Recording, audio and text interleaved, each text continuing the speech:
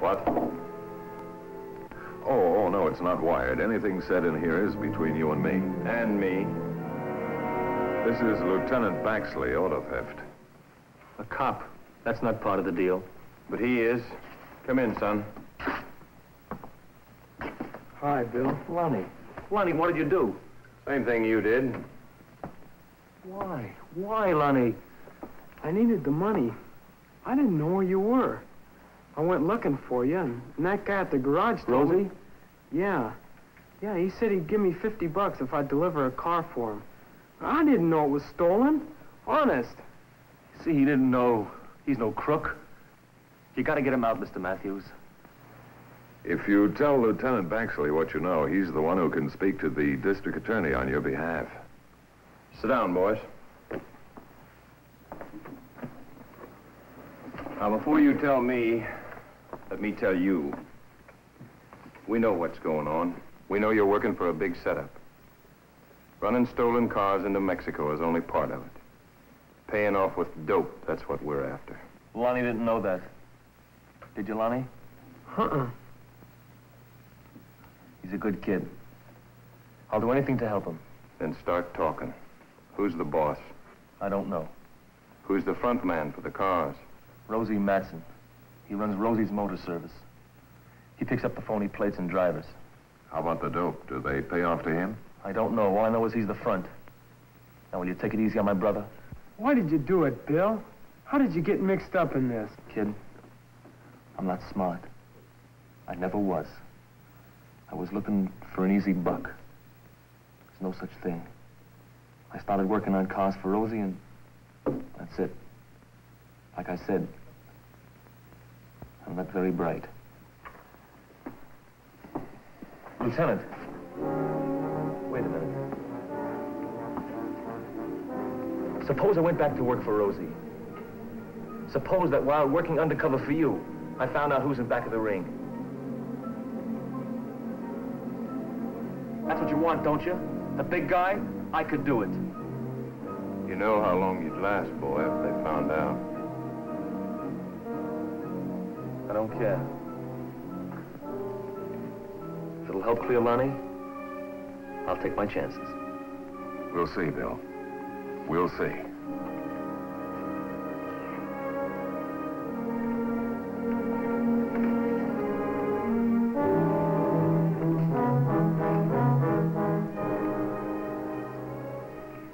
I don't know, Bart.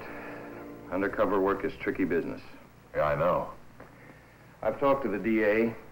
He's willing to ask Judge Williams to release Bill on his OR, but it's taking a big chance. He's taking a bigger chance, his life. If he's sincere.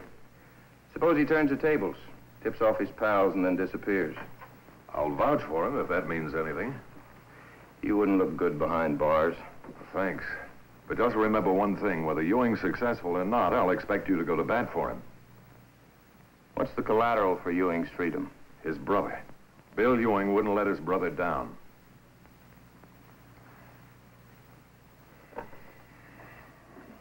Miss Janice, will you get me the DA's office, please? This is Mr. McGrath, your contact. Don't lose touch with him. If anything goes wrong, report to me. Nothing will go wrong. Never sell your opponent short. I don't. They taught me all I know, and I've been a good pupil. Sure hope so. Guess that's about it. Right. Well, you're on your own. Thanks for the break, Lieutenant. Thank him. He talked me into it. I hope you're not sorry. I'm not, Bill. Good luck. Okay. I'll be seeing you.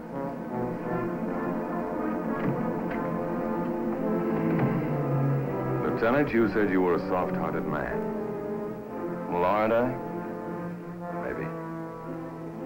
But what are you going to say if he doesn't come back?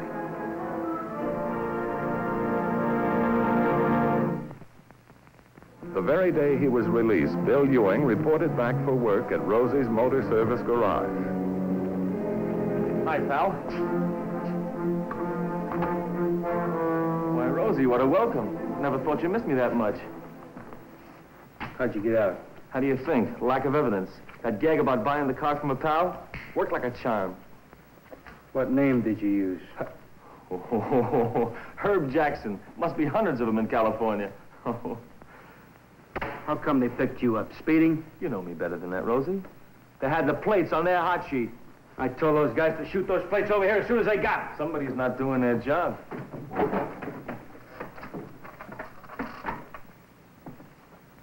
There's a lawyer over here today asking about you. Oh, that limb of the law. He's just a public defender. Wants to check on whether I work here. He asked an awful lot of questions about you. You better stay out of sight for a while. Doing what? How should I know? Say, why don't I get a promotion around here, huh? Why don't you switch me to the big operation? Swiping plates? Yeah, why not? At least I can see they don't foul you up. Yeah, it's an idea. Wait a minute. How come they let you out and not the others? I'm smart, Rosie. Remember? Yeah. All right. You work the east part of town. What's there? Parking lots, junkyards. It's a good section, out of the way.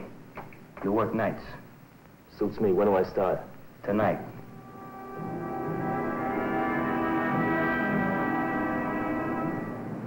Bill Ewing started that night. His first job was to keep track of all license plates taken from cars.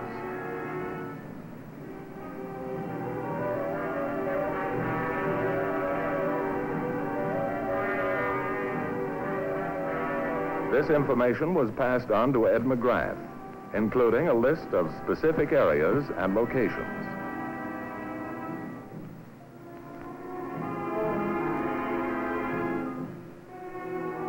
And then McGrath brought it to the office and turned it over to Lieutenant Baxley. This way, they were able to keep a close check on all hot cars traveling towards the Mexican border. Bill Ewing was making good progress until one day when the Brain Trust got together. We haven't gotten the car through all week. Why? I don't know, boss. Plates are swiped and put on the cars within a couple of hours. They can't possibly get on a hot sheet that fast. Somebody must be talking to the police then. Well, don't look at me. Who have you got picking up plates? A lot of guys. Who? Who's the head boy? Bill Ewing? I thought they picked him up. They did, but they let him go. Why? Lack of evidence. That's what he said. I checked with the public defender's office. They said the same thing. Who are you calling? People you should have called in the first place.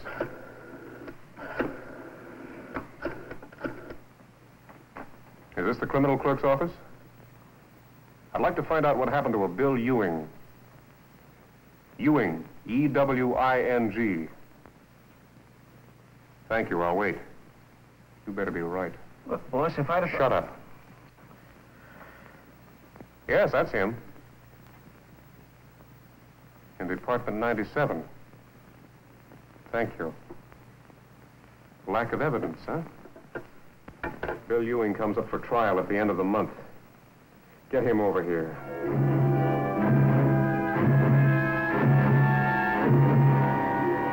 You sent for me, Rosie? Yeah, I got news for you. Swell. I've been thinking.